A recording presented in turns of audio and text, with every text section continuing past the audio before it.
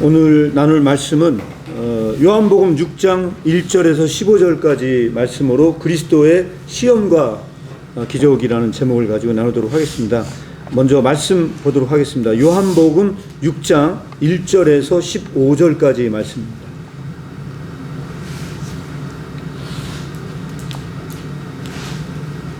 요한복음 6장 1절부터 15절까지 같이 교독해서 읽도록 하겠습니다. 제가 먼저 읽겠습니다.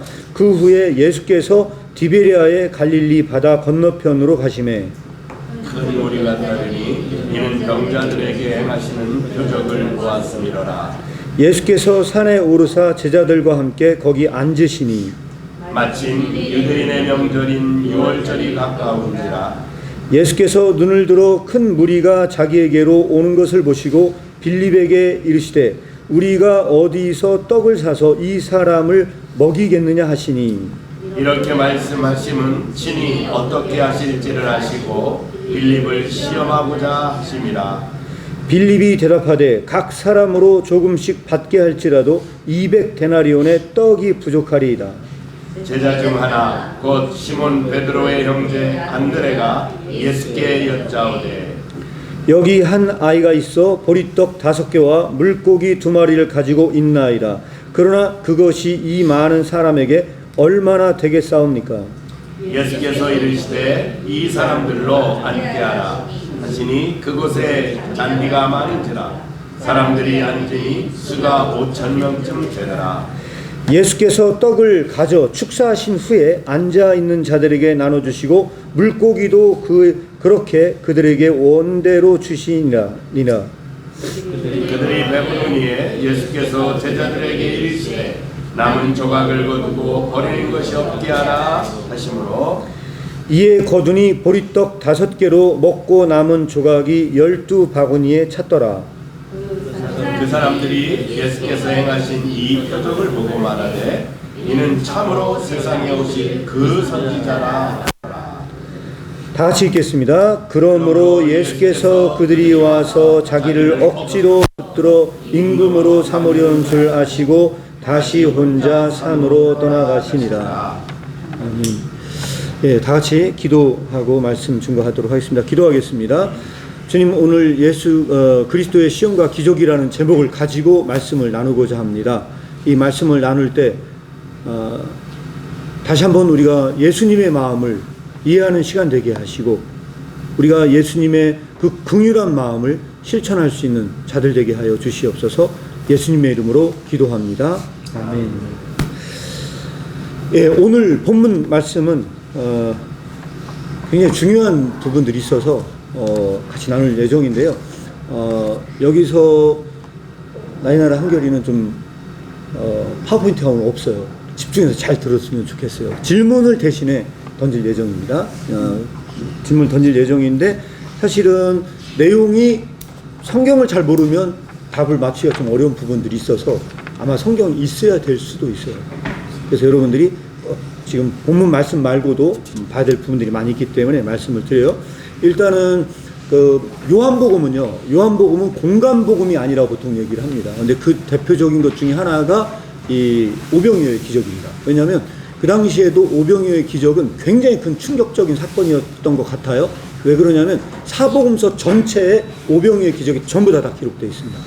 그래서 오늘 여러분들에게 퀴즈로 던질 것 중에 하나가 뭐냐면요, 이 사복음서에 다 들어있는 오병이어의 기적에서 공간복음이라고 말하는 마태, 마가, 누가는 관점이 비슷합니다. 서술했던 방식도 비슷해요.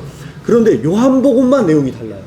요한복음만 내용이 다른데 오늘 요한복음이 어떤 부분이 내용이 다른가, 이거를 파악하는 게 가장 핵심적인 부분이고요. 그 다른 부분을 가지고 좀 다른 이야기를 진행해 보고자 사실은 요한복음에 나와 있는 이 오병이어의 기적을 먼저 뽑았습니다. 그래서 여러분들에게 잘 모르실 것 같아서 미리 말씀을 드리면요, 지금 마태복음은 14장에 나와요. 오병이어의 기적이 14장에 나오고요. 마가복음은 6장에 나옵니다. 6장에 나오고, 그 다음에 누가복음은 9장에 나옵니다. 그래서 이런 이 부분들과 어떤 점이 다른지를 여러분들이 다는 안 보셔도 좋습니다. 마태복음과 비교하실 분들은 마태복음을 펴주시면 되고요. 마가복음과 비교해보고 싶다 그러면 마가복음을 보시면 되고요. 누가복음과 비교해보고 싶다 그러면 누가복음을 펴보시면 돼요. 그런데 여기에서 가장 중요한 건 뭐냐면 이 요한복음은 어떤 점이 다르냐. 일단 분량이요 어마어마합니다. 다른 복음서들은요 몇 구절 안 됩니다. 몇 구절 안 되는데 요한복음은 이 오병이어의 기적의 이 사건이요 단지 읽었던 15절로 끝나는 게 아니에요. 15절로 끝나는 게 아니고요. 더 중요한 건 뭐냐면 6장 전체는 사실은 오병이어의 기적을 다 다루고 있는데 이 구절 수가 많습니다. 71절까지 있는데 이런 점에서 다른 공간복음과 다르다. 이렇게 말씀을 드릴 수 있을 것 같아요. 그리고 여기에서 더 중요한 부분들이 또 있습니다. 어떤 거냐면 내용이 그럼 어떤 차이가 있느냐. 어떤 차이가 있을까요? 한번 보신 분들 중에서 대답해 주시면 감사하겠습니다. 요한복음 6장 우리가 읽었던 구절과 가장 다 이 대칭이 되는 구절이 15절까지거든요. 그래서 15절까지 저희들이 읽었던 이 구절들이요. 다른 복음서와 어떤 점이 다른 것 같습니까?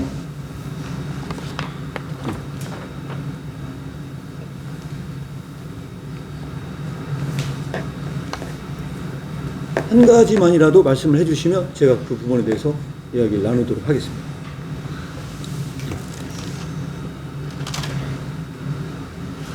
자, 우리 나이나라 한결이는 성경책이 없어요? 교회에 성경책이 있는데 네. 없어졌어요. 없어졌어요? 없어질 리가 없을 텐데. 네. 누가 숨겨? 아빠? 자, 혹시 찾아보시면요. 굉장히 중요한 구절들이 누락된 게 있고 또 추가가 된 것들이 있습니다. 그래서 그것을 확인해 보시면 명확하게 알 수 있을 겁니다. 14절이 네. 여기로는 다른 복음서에 나오지 않는 그 선지자. 예, 예. 이게 특징으로 지금 나오는 아, 예. 또 혹시 뭐 다른 또 차이점들을 보시면요.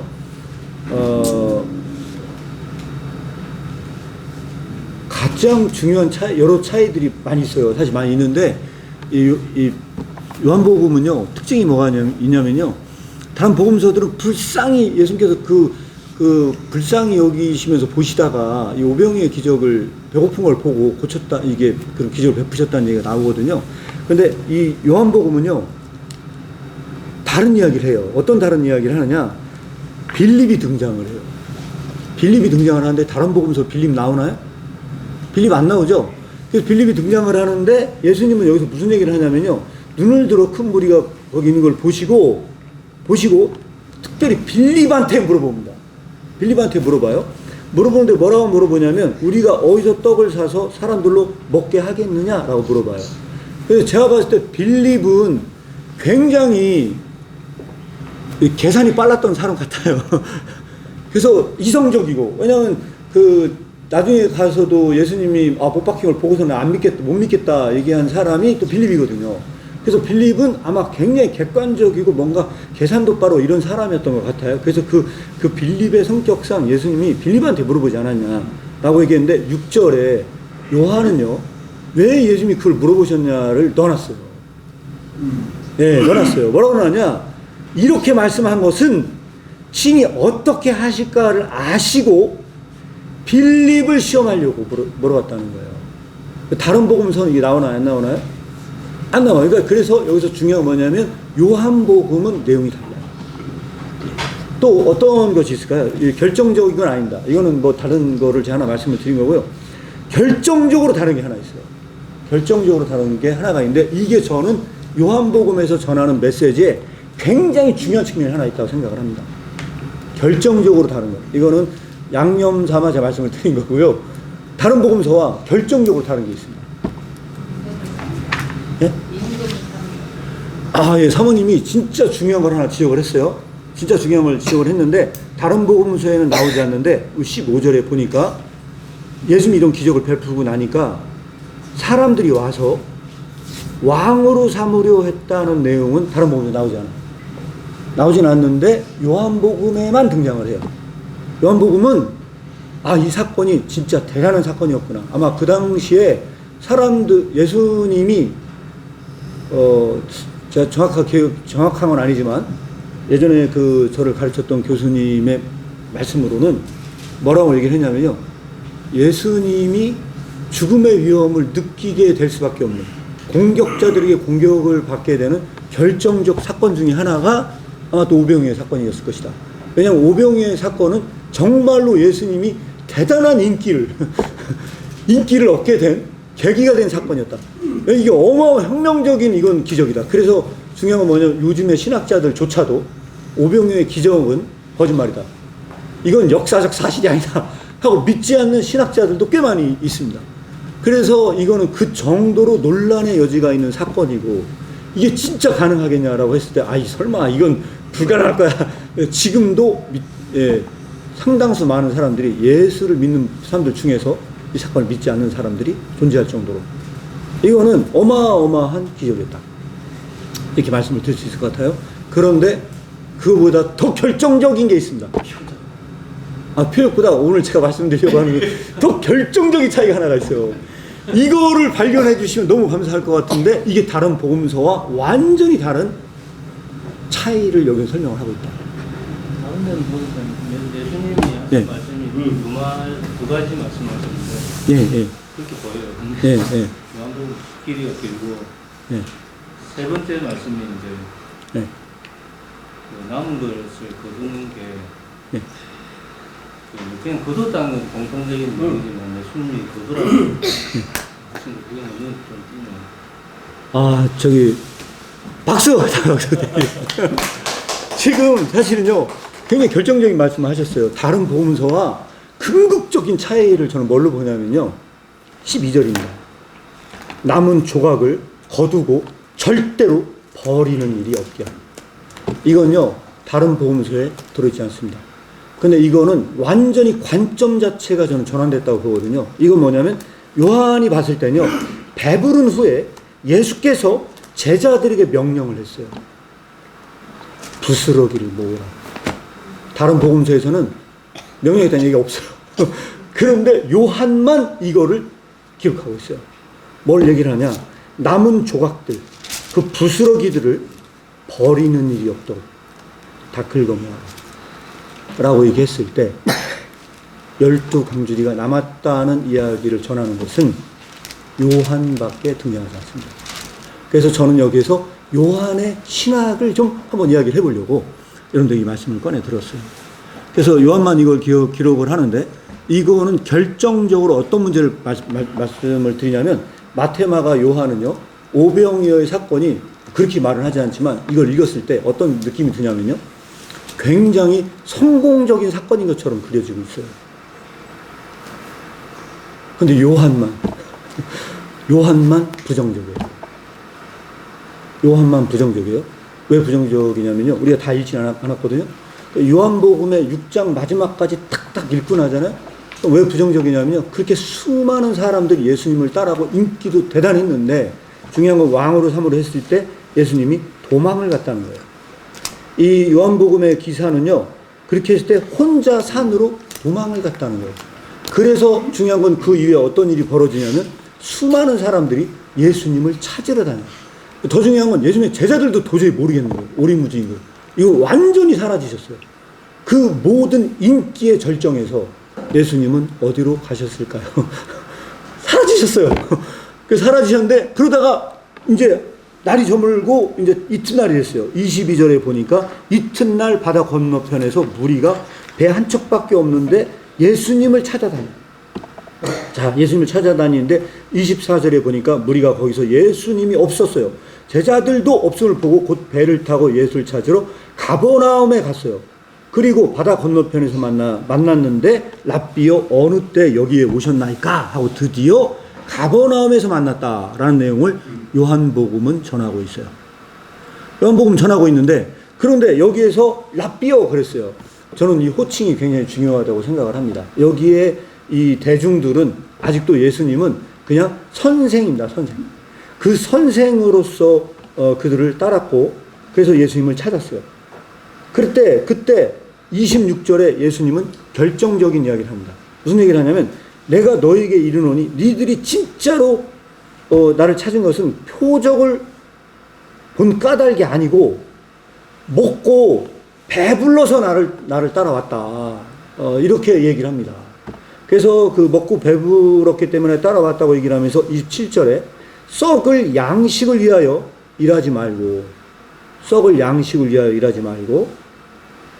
영생하도록 하는 양식을 위하여 하라 라고 얘기를 했더니 28절에 그들이 물어봤어요. 어떻게 하면은 그런 하나님의 일을 하느냐라고 했을 때 이 별표 쳐야 될 구절이 29절입니다. 예수님 여기서 다른 얘기를 하세요. 어떤 얘기를 하냐면 하나님의 보내신 자를 믿는 것이 하나님의 일을 하는 것이다 라고 결정적인 이야기를 합니다. 그래서 여기까지만 본다 하더라도 요한의 관점은 분명히 다르다 이렇게 말씀을 드릴 수 있는 부분들이 있고요. 그리고 그렇게 하고 6장에 다 설명을 드릴 수는 없을 것 같고 6장의 맨 마지막에 보면 결국은 여기서 예수님을 따랐던 사람들이 6장 전체의 내용의 어떤 이야기 과정에서 나온 결론이 뭐냐면 66절입니다.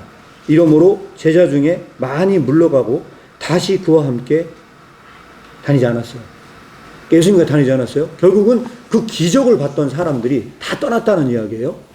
다 떠났다는 이야기고 그랬더니 67절에 예수께서 12제자에게 이르시되 너희도 가려느냐. 자, 여기까지 우리는 간단하게 이 요한이 살펴본 오병이어의 사건을 말씀을 드렸어요. 간단하게 제가 여러분들에게 말씀을 드렸는데 이 사건으로 봤을 때 그러면 요한이 봤을 때 오병이어의 기적은 성공이냐 실패냐 이제 이게 성공이냐 실패냐 하고 봤을 때 요한은 부정적이었던 것 같아요. 이거는 실패다. 사람들이 그 기적을 보고 예수의 제자가 됐느냐 어떻습니까? 그 기적을 본 사람들이 예수님의 제자가 되었나요? 한 명도 예수님의 제자가 되지 않았다. 그리고 그때 홀로 남겨진 예수님은 12제자에게 그 남겨진 제자들에게 물어봐요. 너희도 가려느냐. 그러면 5,000명이 거기서 이 기적을 받고 수많은 사람들의 예수님의 메시지를 들었어요. 그리고 예수님은 그들을 보고 뭐라고 하냐면 목자 없는 양처럼 보면서 그때 긍휼하게 생각을 했다. 불쌍히 여겼다 그 사람들을. 이거는 요한이 전달하는 게 아니에요. 요한은 여기서 긍휼하다는 표현도 쓰지도 않았어요.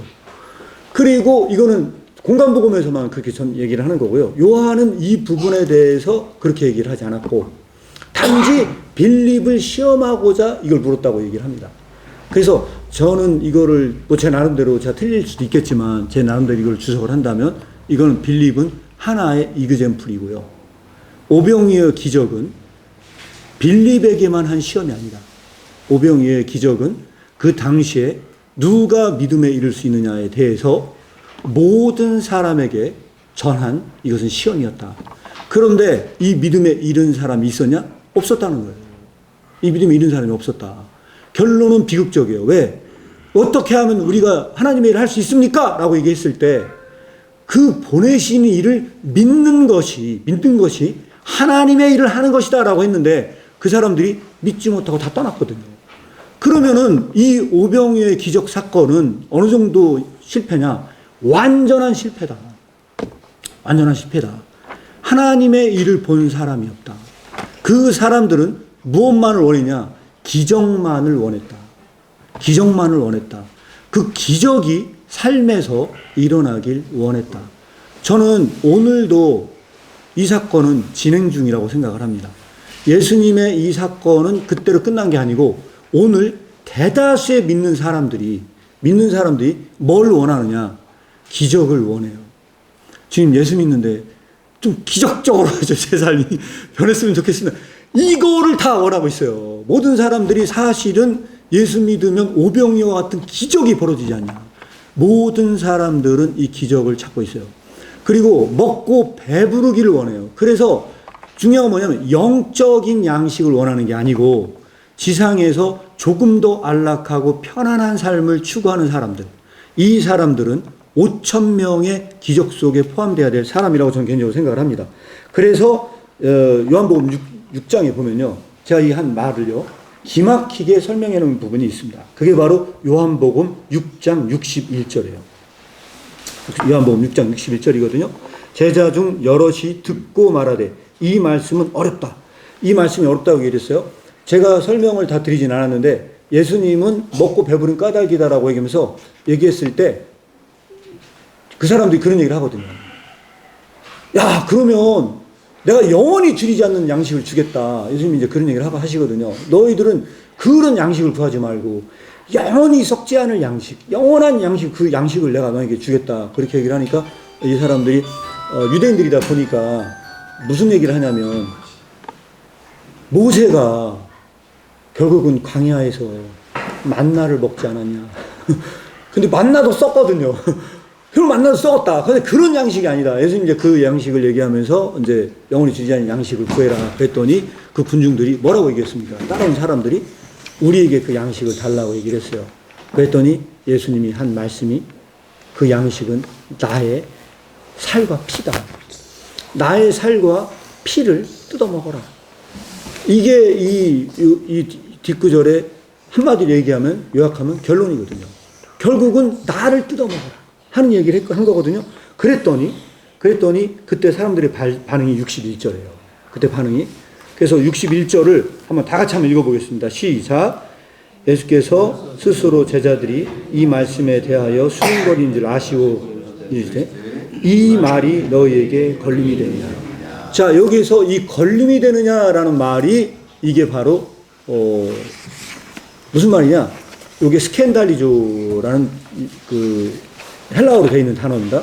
이게 나를 보고 실족하지 않는 자는 복이 있다 했던 이 단어와 동일한 단어예요. 예수님이 뭐라고 했냐면 마태복음 11장에 너희가 나를 보고 실족하지 않는 자는 복이 있다라고 말할 때 그 동일한 언어가 바로 이 걸림이 되느냐. 그러니까 예수님의 이 지금 말이 그들에게 실족을 하게 만든 일이 됐어요. 그래서 그들은 믿음에 이르지 못했어요. 이게 요한이 지금 우리에게 가르치고자 하는 부분들이 있거든요. 그래서 요한은 관점이 다르다. 관점이 다르고 이 부분에 대해서 그들은 기적을 원했고 먹고 배부르는 것을 원했다. 그래서 예수님을 왕으로 세우려고 했다. 그런데 그 예수님은 도망을 치고 거기 계시지 않으셨거든요. 그래서 오늘 여기에서 이런 전반적인 말씀을 봤을 때 예수님은 왜 그런 행동을 하셨고 결국은 그들이 원하는 대로 갔으면 더 많은 인기를 얻었고 그리고 더 많은 사람을 얻었을 수 있었을 텐데 왜 하필 거기에서 피할 수밖에 없었나. 우리는 이거에 대해서 다시 한번 생각할 필요성이 있어서 이 부분에 대해서 여러분들에게 질문을 드립니다. 예수님은 왜 피하셨을까요?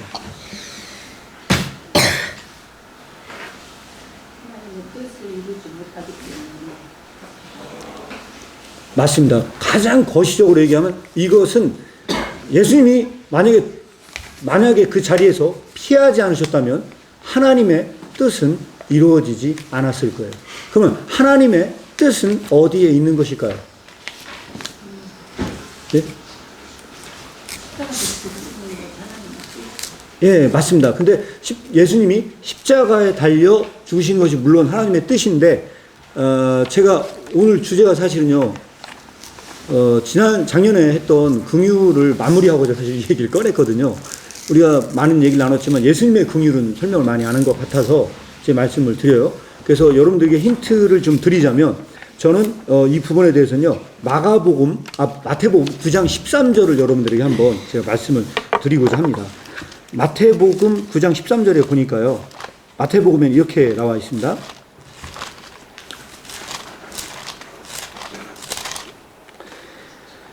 마태복음 9장 13절은요, 역시 이 먹는 문제 때문에 나온 얘기예요. 이것도 먹는 문제. 왜냐하면 예수님이 마태의 집에 앉아서 음식을 같이 먹었어요. 근데 음식을 같이 먹었는데 누구랑 같이 먹었냐? 세리와 죄인과 이런 사람들과 음식을 먹은 거예요. 자, 여러분들, 지금도 이슈는 무슨 이슈예요? 먹는 이슈가 나타났어요. 그런데 여러분들, 옛날에 이런 사람들과 먹는다는 건요, 가히 충격적인 사실 일이었어요. 옛날에 제가 말씀드렸다시피 성 안에 사는 사람들이 있고 성 밖에 사는 사람들이 있었거든요. 그 성 밖에 사는 사람들은 주로 어떤 사람들이 살았다고 말씀드렸습니까? 이 사람들은 일단 병자들, 전염병을 옮기는 사람들은 성 안에 살 수 없어요. 그래서 예를 들어서 그렇게 나병 환자들, 이런 사람들은 당연히 성 안에 살 수 없겠죠. 그런 병자들은 살 수 없다. 두 번째는 뭐냐면 그런 이방인들이라든지 어울릴 수 없는 사람들, 이런 사람들, 죄인들, 이런 사람들은 보호를 받지 못해요. 이 사람들은 성 밖에 살아야 돼요. 그래서 중요한 게 하나 있어요. 마가복음에 보잖아요. 예수님이 나중에 예루살렘 성에 입성을 해요. 그래서 돌아가시기 직전에 일주일 동안 예루살렘에 머무세요. 예루살렘에 머무는데 성지순례를 가보시면 아마 더 금방 느낌이 오실 텐데, 예수님이 예루살렘 성 안으로 들어가서 사역을 하세요. 잠은 어디서 주무셨을까요? 예수님이 일주일 동안 머물렀거든요. 그런데 예수님 잠은 어디서 주무셨을까? 혹시 여러분들 그런 상상해 본 적 있으세요? 길바닥? 네? 길바닥. 길바닥은 아니에요. 길바닥은 아니고 예수님은 어디서 주무셨어요? 어디서 주무셨을까요?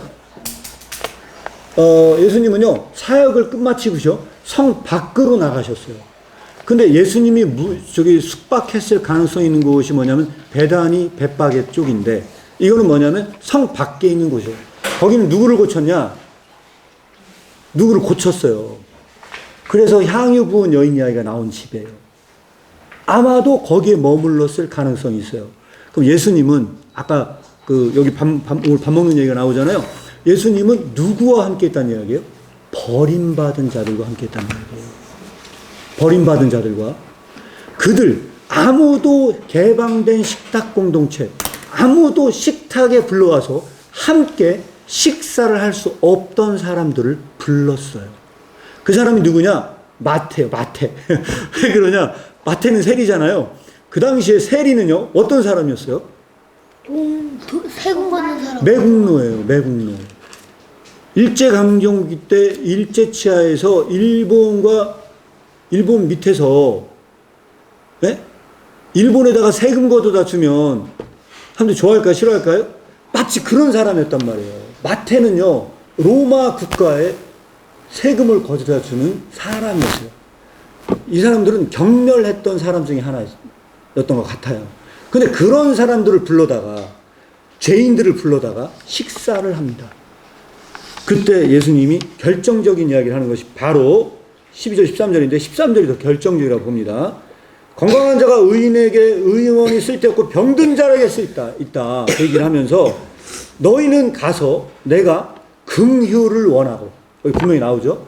내가 긍휼을 원하고 제사를 원치 아니하노라 하신 뜻이 무엇인지를 배우라. 무엇인지를 배우라.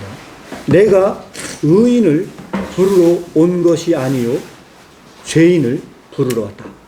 이게 바로 여기에 예수님의 오신 목적이 분명하게 저는 나와 있다고 생각을 합니다. 이 분명히 나와 있다고 생각하거든요. 결국은 예수님의 모든 활동을 한마디로 얘기를 해라. 여기 다 들어있지 않냐. 응? 내가 긍휼의 이 사역을 하기 위해서 왔다. 근데 우리가 지난 작년에 나눴을 때 컴패션이라는 단어, 이 불쌍히 여김이라는 단어에 대해서 우리가 얘기를 했어요. 근데 그때 제가 영어도 마찬가지 단어다. 이게 뭐라고 했냐면 컴은 함께하는 것이고 패션은 고난이라고 했어요. 이 고통과 고난을 함께하는 것이 긍휼이지, 이것을 그냥 단지 어떤 자선을 베풀거나 시혜를 베푸는 것이 긍휼이 아니다 라고 말씀을 드렸어요. 이런 점에서 예수님은요, 오병이어의 사건을 통해서 다른 복음서와 달리 우리는 요한에게서 다른 시야를 전 읽어낼 수 있다고 생각을 해요. 예수님이 불쌍히 여겼기 때문에 오병이어의 기적을 베푼 것도 틀린 것은 아니라고 생각을 해요. 그런데 여기서 요한이 말하고자 하는 이 긍휼은 좀 색깔이 다르다. 그래서 여기서 말하는 이 긍휼은요, 그 가난한 자와 함께 하는 겁니다. 그래서 제가 여러분들에게 이거를 다른 방식으로 말씀을 드리면요, 이렇게 말씀을 드릴 수 있을 것 같아요. 가끔은 공부할 때 그런 얘기를 합니다. 링컨도 노예 해방을 했어요. 링컨도 노예 해방을 하기 위해서 굉장히 많은 고생을 했고, 그리고 미국 사회에 민주주의를 정착하는데 굉장히 도움을 많이 줬습니다. 그래서 오늘날의 민주주의의 아버지라고 부를 수 있는 사람이 누구냐 그러면 링컨을 뽑습니다. 그 정도로 그는 노예를 해방시켰고 모든 사람을 평등화하는 데 기여를 했던 사람이거든요. 그런데 사람들이 가끔 질문을 던지는 게 하나 있습니다. 예수님은 오셔서 그토록 평등을 강조했는데 노예 해방을 한 적이 있냐? 왜 예수님은 노예 해방에 대해서 단 한마디 말도 없냐? 이런 말씀을 하시는 분들이 있으세요. 또 하나 중요한 건 뭐냐면 그렇게 그들과 함께 했는데 왜 가난한 자를 부하게 만들지 않냐? 그런 얘기 하는 사람들이 있거든요. 이거는 제가 봤을 때는 어떤 오해냐? 바로 이것이 긍휼에 대한 오해 때문에 생기는 문제라고 생각을 합니다. 왜냐하면 이 긍휼은요, 가난한 자를 부하게 만들고자 하는 저는 정신이 아니라고 생각을 하기 때문에 이 말씀을 드리는 거고요. 노예를 해방시켜서 자유인으로 만드는 것과 같지 않다. 오히려 이건 역설적으로 그들과 함께 하는 것이다. 그들의 고통과 함께 하는 것이고 그들과 함께 머무는 것이 이 긍휼이다. 저는 여기에서 긍휼의 기적은 일어난다. 그래서 이 긍휼의 기적은 뭐와 다르냐? 오병이어의 기적하고는 좀 다르다. 그래서 사람들은 뭐에 관심이 많냐? 거대한 것에 관심이 많습니다. 이 거대한 것, 이 많은 것에 관심이 많아요. 그래서 사람들의 관심은 어디에 있었냐? 결국은 물고기, 떡 5개와 물고기 2마리로 5,000명이 먹었다는 거에만 관심이 집중되어 있지, 실제적으로 예수님이 어떤 마음을 가졌기 때문에 이런 기적을 베풀었느냐라고 하는 부분에 대해서는 하등에 아무런 관심이 없을 때 요한은 그 사람들에게 다른 메시지를 선포합니다. 그 다른 메시지는요, 나사로의 부스러기를 생각나게 하는 메시지입니다. 나사로가 부자의 상에서 떨어지는 뭘 먹고 살았습니까? 부스러기를 먹고 살았어요. 그런데 그때 요한은 관점을 달리해서 뭐라고 얘기하냐면 예수님은 부스러기에 관심이 많았다는 거예요. 그래서 그 부스러기가 낭비되는 일이 없도록 그거를 긁어모으라고 명령했던 사람이 주님이셨다는 거예요. 그래서 오늘 메시지는 굉장히 중요한 하나님 나라의 일을 선포하고 있다. 그 하나님 나라의 일은 절대로 부스러기를 낭비하지 않는다는 것입니다. 자, 여기서 중요한 게 하나가 있어요. 어떤 중요한 게 하나냐? 정말로 가난한 나사로가 부스러기에 관심이 많고 그 부스러기 하나라도 원하는 것은 대단한 일은 아니에요. 그럼 가난한 자가 어쩔 수 없이 그것도 없으면 살 수 없으니까 그런 거예요. 그런데 무한한 능력이 있어요. 자, 무한한 능력이라는 게 뭐냐면 부자 정도의 능력도 아니고요, 모든 것을 다 할 수 있는 무한한 능력이 있는 사람이 있다고 생각해 보시기 바랍니다. 그런 부자가 있어요. 상상을 해보시기 바랍니다. 모든 것을 다 할 수 있는 그 부자에게 부스러기는 아무것도 아니에요. 그때 모든 것을 다 할 수 있는 어마어마한 능력을 가진 사람이 그 부스러기 하나도 버리지 않은 채 긁어 모으는 일은, 그건요, 전 대단한 일이라고 생각을 합니다. 그 정도로 주님께서는 그 부스러기에 관심이 많았습니다.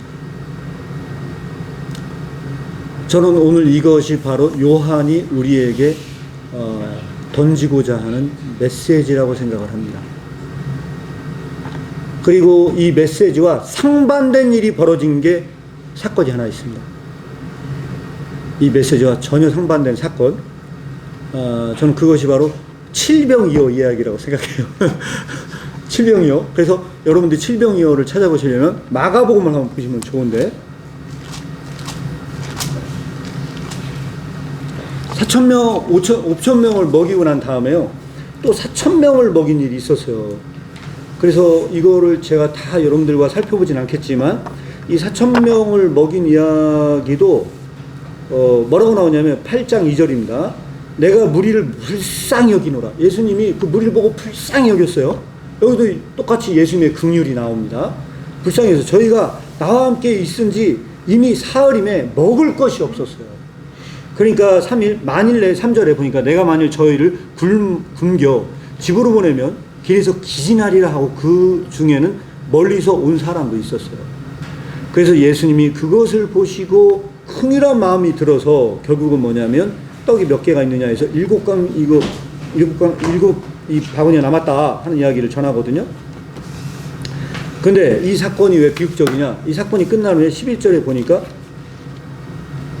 또 표적을 구해요. 자, 여기서 중요한 게 뭐냐면요. 5,000명을 먹였죠.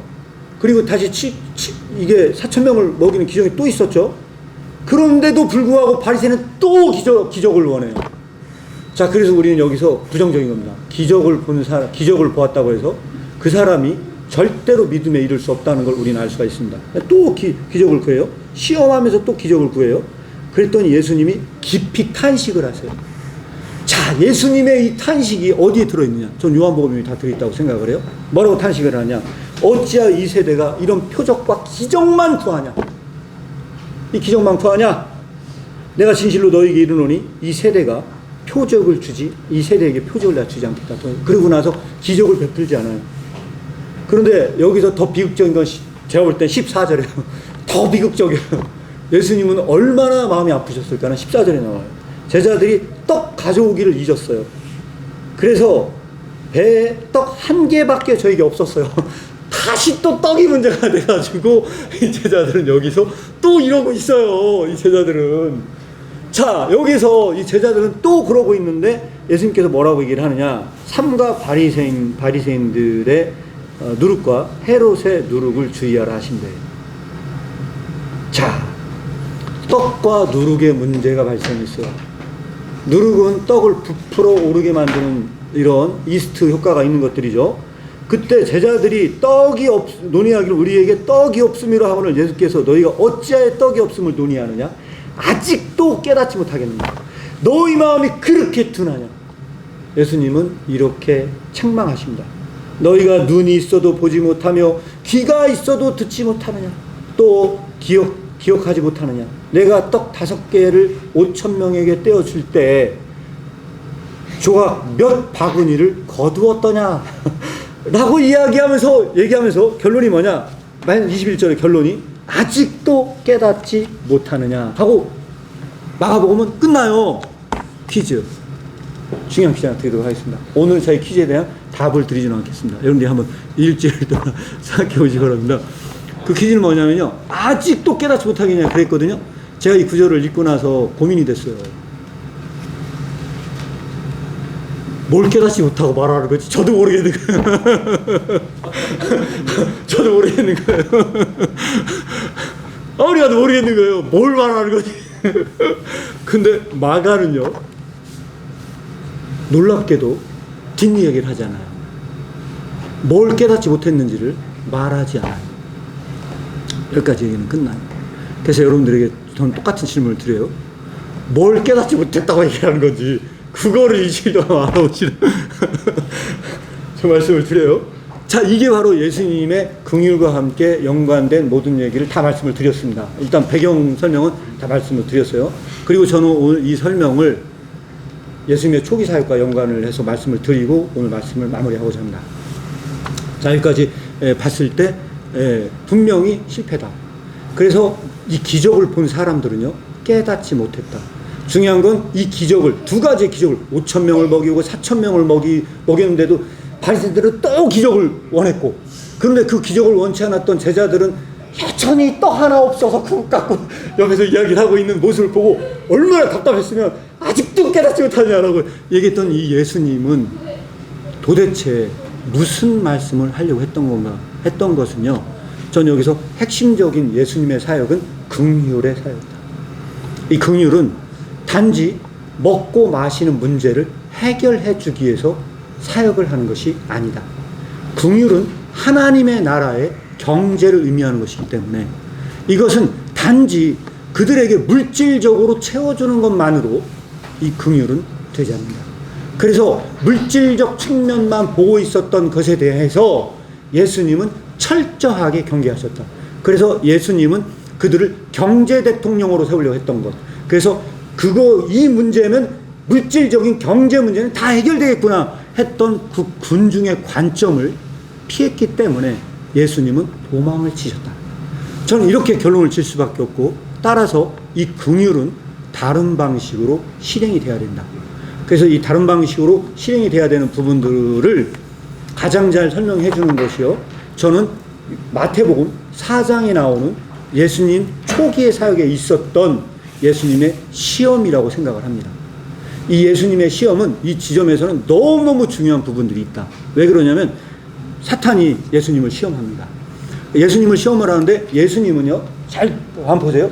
예수님은 40일을 줄이셨어요. 여러분 혹시 금식기도 해보셨나요? 저는 일주일 금식기도 하려다가 실패했어요. 3일째 되는 날 수련회 갔다가 3일째 되는 날 물 외에는 아무것도 먹지 않겠다, 이제 그런 식으로 생각하고 있었는데요, 아무 생각 없이 너 음료수를 걸었는데 너무 목 타가지고 마시는 데서 생각이 딱 나는 거야. 참 금식이었지. 그래서 나 모르겠다 스탑을 했거든요. 그래서 제가 지금까지 금식하면서 성공한 건 딱 하루 금식 성공한 거에 넣습니다. 그런데 예수님은요 40일 금식을 하셨어요. 그러면 완전히 몸이 깡말랐을 것이고요. 그 40일 금식을 했을 때 사탄이 와가지고 시험을 했던 것이 무엇이었냐. 마태복음 4장을 보시면요, 예수님 시험 장면이 나와요. 그래서 금식하고 준식으로 왔어요.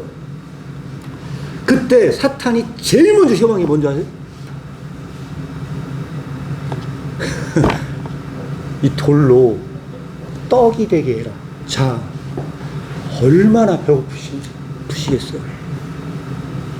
사탄이 구했던 건 기적이었고, 그 표적을 행하실 수 있는 분에게 충분히 이것을 행할 능력이 없는 분이 아니시고, 돌로 떡이 되게 하실 수 있는 분에게 줄이셨을 때 그것을 하라고 하셨던 거예요. 예수님은 그것을 하셨어요? 안 하셨어요? 전 여기에 힌트가 있다고 생각해요.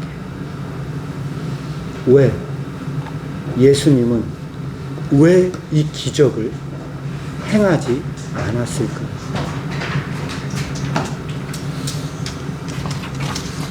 왜? 도대체 왜?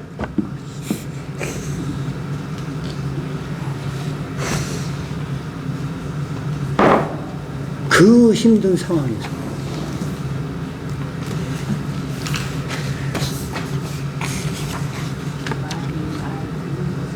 예?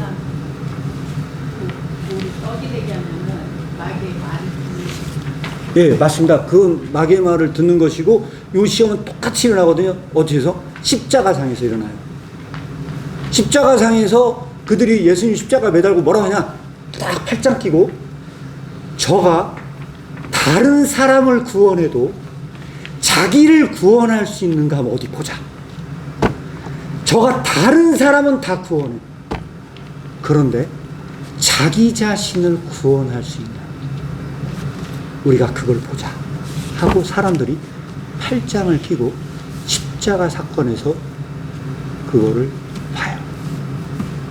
전 그게 이거 일맥상통하는 측면이 있다고 생각을 합니다. 그런데 물론 그런 의도도 있어요. 근데 긍휼의 관점에서 본다면요, 이거는 다른 각도로 읽혀진다고 생각을 해요.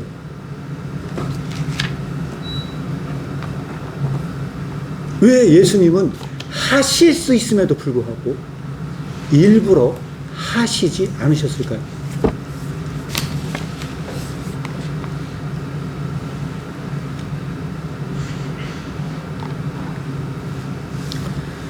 자, 힌트를 드리기 위해서 제가 다른 질문을 드리도록 하겠습니다. 자, 상황을요 바꿀 수 있어요. 내 고통스러운 환경을 다 바꿀 수 있어요. 내 능력으로 지금 싹 다 바꿀 수 있어요. 내가 진짜 지금 웬만하면 내가 그걸 다 바꿀 수 있거든요. 고통스러운 환경을요 바꿀 수 있는 환경이 됨에도 불구하고 의지를 갖고 그냥 그 고통 가운데 남는 것과 내가 그 환경을 변화시킬 수 없기 때문에 피할 수 없는 고통 속에 남는 것 중에서 어느 것이 더 어려울 거라고 생각하십니까? 어느 게 더 어려울 거라고 생각하세요? 예. 할 수 있는지 안 하는지 뭐 어렵고. 그런데 예수님은 40일을 굶으셨어요. 그리고 능력으로 돌을 떡이 되게 만들 수 있어요. 근데 일부러 안 하세요.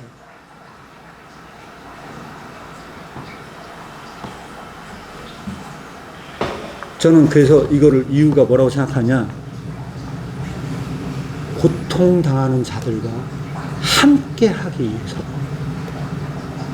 그분께서 일부러 안 하세요. 그의 전생의 가운데 그 고난당하는 자들과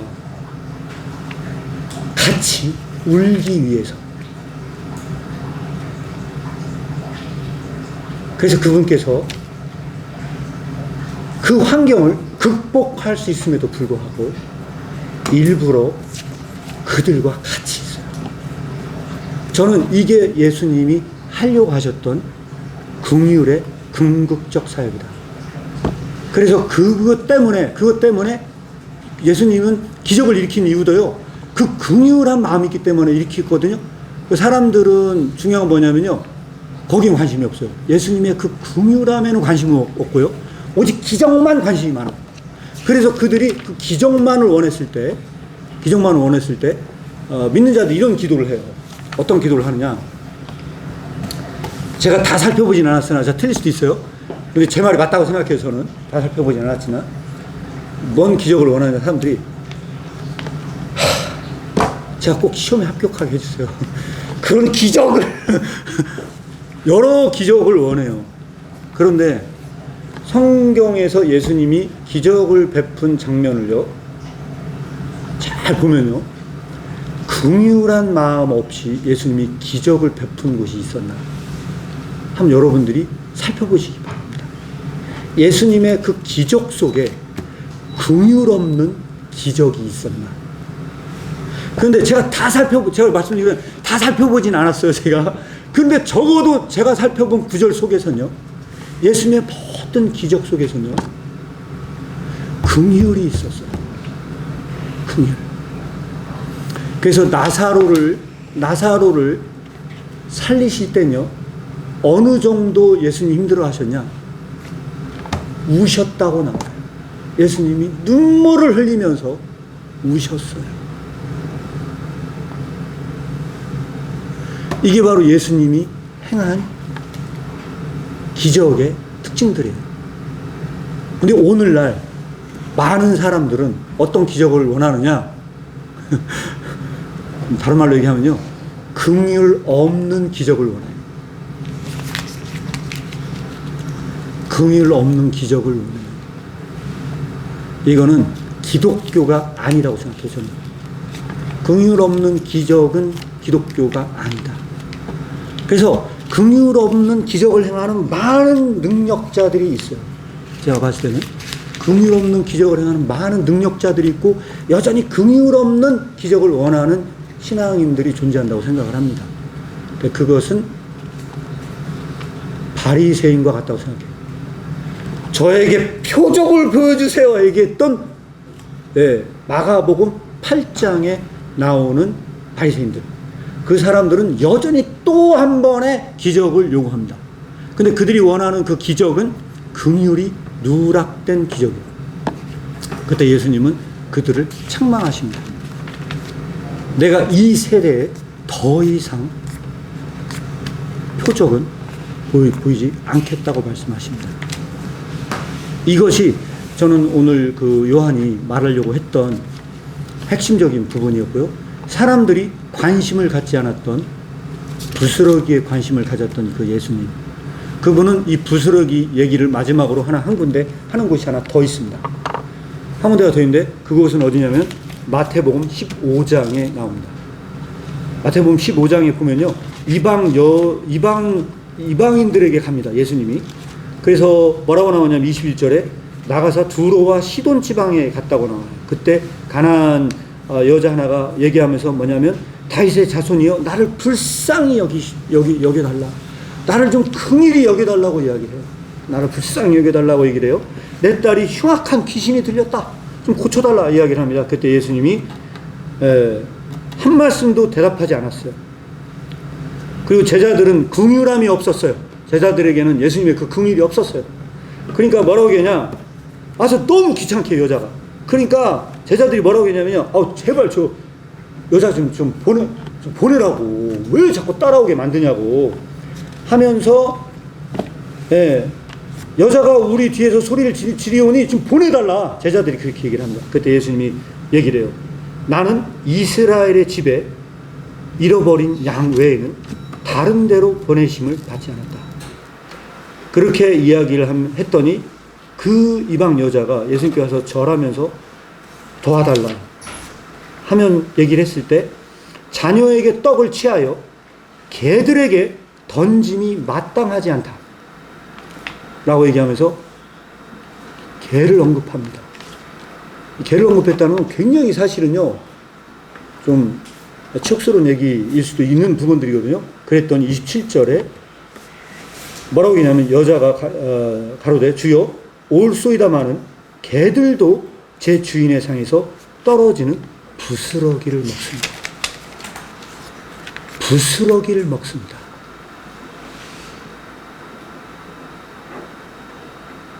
근데 이 구절은 제가 시간상 다 말씀 못 드리는데요. 이 여인은 진짜 중요한 의미에서 중요합니다. 왜 중요하냐면요. 15장 전체는요. 실족을 다루고 있어요. 실족을. 왜 다루고 있느냐? 이 문제도 떡 먹는 문제 때문에 일어났어요. 떡 먹는 문제. 그래서 15장 2절도 보니까 제자들이 어째 자녀들과 범하나이까 떡 먹을 때 손을 안 씻어. 떡 먹을 때 손을 안 씻어. 그러니까 이제 그때 뭐냐면 이게 쭉 얘기가 나오거든요. 그런데 여기서 12절, 15장 12절이 너무너무 중요한 구절이에요. 이에 제자들이 와서 가로되 바리새인들이 이 말씀을 듣고 걸림이 된 줄 아시나이까 그랬어요. 자, 여기서 걸림이 된 줄 아시나이까가 스캔달리조예요. 이게 무슨 얘기냐? 바리새인들이 이 떡 먹는 문제를 다 실족했어. 예수님 때문에 다 실족을 했어요. 그랬더니 예수님이 차차 얘기가 나와요. 그런데 여기서 중요한 게 뭐냐면 제자들도 다 실족했어. 사실은요. 엄밀하게. 근데 이 떡 먹는 문제에서 유일하게 실족하지 않고 구원받은 딱 한 사람이 여기서 있네요. 바로 부스러기를 먹었던 이 이방 여인만, 이 부스러기를 먹었던 이방 여인만 결국 구원을 받아요. 그래서 그때 예수님이 이렇게 얘기를 합니다. 이 예수께서 대답하여 가르칠 때 여자야 내 믿음이 크도다. 내 소원대로 되리라. 내 믿음이 크도다. 내 소원대로 되리라. 했던 이 여인은요. 부스러기로 구원을 받은 거였어요. 그리고 요한복음과 함께 말씀을 드리자면 하나님의 일을 하는 것은 이것을 믿는 것이라고 얘기를 했어요. 그를 보내신 자를 믿는 것이 하나님의 일을 하는 것이라고 이야기를 했어요. 그리고 여기에 있던 이 여인은 그 부스러기를 믿음으로써 그 부스러기조차도 이방 여인에게 떨어질 것을 믿음으로써 구원을 받은 사람이 되었습니다. 이것이 긍휼이고 긍휼이 기적을 만드는 건 맞다. 그러나 긍휼을 제외하고 기적만 관심을 두는 것은 크리스천의 삶이 아니다. 그래서 저는 여러분들에게 말씀을 드립니다. 오늘날에도 주님의 기적을 원하십니까? 먼저 긍휼을 하십시오. 하나님께서는 그 사람을 찾으시고요. 그 사람을 통해서 하나님의 일을 하신다고 생각을 합니다.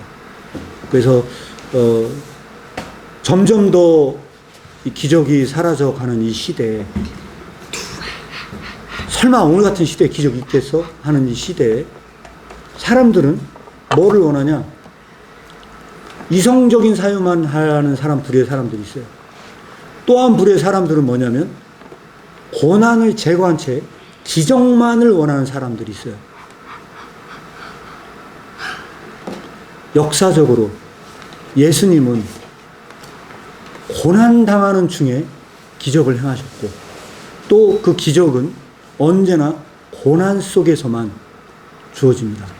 그렇지 않은 어떤 것도 저는 기독교가 아니고, 그것이 가능할 때는 이것을 가능하게 해주는 마지막 궁극적인 건 하나가 있다. 그것은 뭐냐? 긍휼이라고 생각을 합니다. 그래서 작년에 했던 거 마지막 퀴즈 내고 오늘 말씀을 마무리하도록 하겠습니다. 그 말씀의 퀴즈는 이겁니다. 추수감사 주일날 여러분들에게 말씀을 드렸습니다. 감사는 무슨 재물이라고 말씀을 드렸어요? 올해도 기억이 다 안 나시죠? 감사는 입술의 재물이라고 말씀을 드렸어요. 감사가 입술의 재물이라면 긍휼은 마음의 재물이요 하나님의 코에 달콤한 향기라고 말씀을 드렸습니다. 그래서 어떤 재물보다 긍휼을 원하셨던 하나님, 이 긍휼을 원하셨던 하나님, 여러분들의 모든 삶 가운데 긍휼을 행함으로써 하나님의 코에 달콤한 향기가 되기를 축복합니다. 예, 여기까지 말씀을 마무리하도록 하겠고요. 이 시간에 잠깐 기도하는 시간을 갖도록 하겠습니다. 우리는 얼마나 그동안 예수님의 마음을 닮으셨는지요. 그래서 긍휼은 예수님의 심장이고 예수님의 마음이라고 말씀을 드렸습니다. 저는 이 예수님의 마음을 담는 사람들이 되었으면 좋겠습니다. 찬양이 나올 때 찬양을 부르실 분들은 찬양을 부르시고, 기도하실 분들은 다 같이 기도하시고, 여러분들이 가는 그 모든 발걸음마다 예수님의 긍휼의 향기가 온 세상을 더욱더 울려 퍼지게 했으면 좋겠어요. 그래서 제가 돈 냄새를 맡지 말라 그 얘기하는 게 있었는데, 돈 내서는 정말로 맡기 힘든 향이 올라오지만 이 향기, 이 돈의 썩은 내를 없애고 향긋한 향기를 풍길 수 있는 마지막 하나의 유일한 것은 긍휼의 향기입니다. 이 향수를 풍기신 여러분들이 되시기 바랍니다. 다 같이 기도하겠습니다.